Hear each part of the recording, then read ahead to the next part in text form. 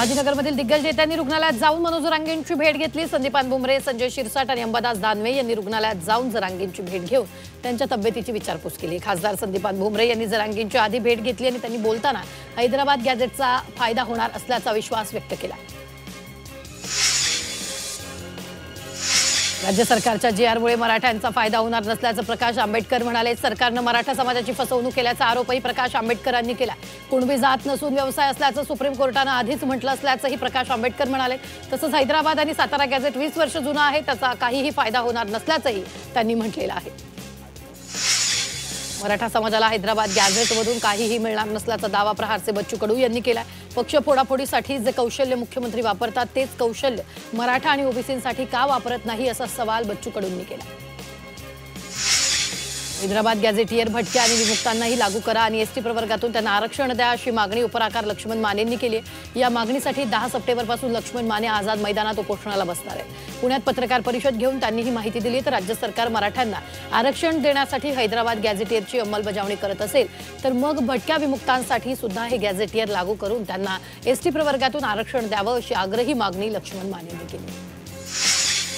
ओबीसींवर अन्याय होणार नाही असं आश्वासन मंत्री पंकजा मुंडेंनी दिले। ओबीसींवर अन्याय होऊ नये यासाठी उपसमिती गठीत करण्यात आली। आर्थिक सामाजिक मागासलेपण 2 वेगवेगळे विषय असल्याचंही पंकजा मुंडे म्हणाले। आपल्या पत्राचा चुकीचा अर्थ काढला असं स्पष्टीकरण मिलिंद देवरांनी दिले। मुंबई शिस्तबद्ध आंदोलन करण्यासाठी पत्र दिले। संजय राऊत खोटं बोलतात अशी टीका देवरांनी केली। लिहिलेलं पत्र नीट वाचा असं आवाहन मिलिंद देवरांनी संजय राऊतांना केलं।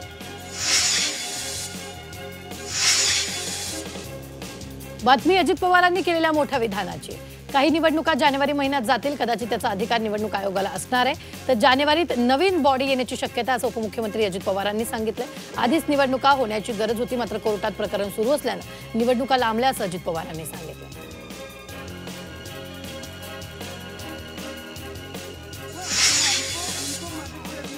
सोलापूर जिल्ह्यातल्या करमाळ्याच्या पोलीस उपाधीक्षक अंजली कृष्णा यांना अजितदादांनी केलेला कथित फोन वादात सापडलेला आहे। गौण खनिज प्रकरणात अंजली कृष्णा यांनी धाड टाकली होती। आयपीएस अंजली कृष्णा कारवाई करत असताना ज्यांच्यावर कारवाई केली त्या राष्ट्रवादीच्या कार्यकर्त्यांनी थेट अजित पवारांना फोन लावल्याची माहिती आहे। तर अजित पवारांनी ती कारवाई थांबवण्याचा आदेश दिले। एवढंच नाही तर अंजली कृष्णा यांना खडे बोलही अजितदादांनी सुनावल्याचं फोनच्या संभाषणावरून समोर येत आहे।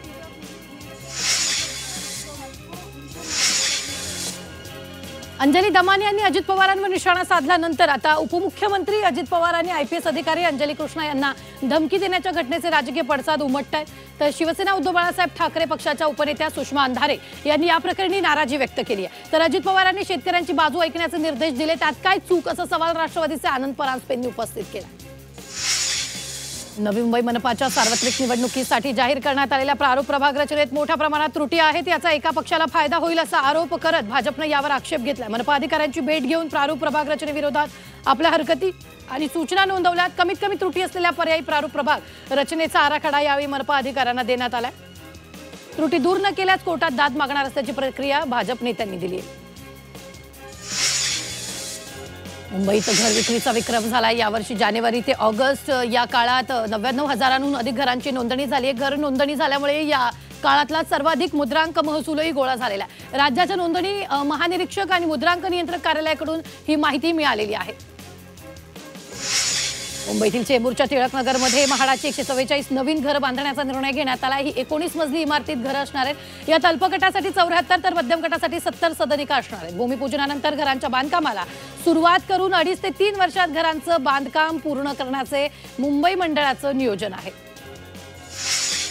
महाराष्ट्रातील अग्रगण्य पतसंस्था Dnyandeep cooperative credit society limited या पतसंस्थेचा 47वा वर्धापन दिन उत्साहात साजरा करण्यात आला। सामाजिक आणि राजकीय क्षेत्रातील मान्यवरांनी या निमित्तानं ज्ञानदीप पतसंस्थेला शुभेच्छा दिल्या। संस्थेनं वर्धापन दिनानिमित्त एका दिवसात 67 कोटींचा व्यवसाय केला। तसंच संस्थेनं एकूण ठेवी रुपये 3,884 कोटी आणि कर्ज रुपये 2,996 कोटी रुपये मिळून एकंदर 6,880 कोटींचा संमिश्र व्यवसाय पूर्ण केला।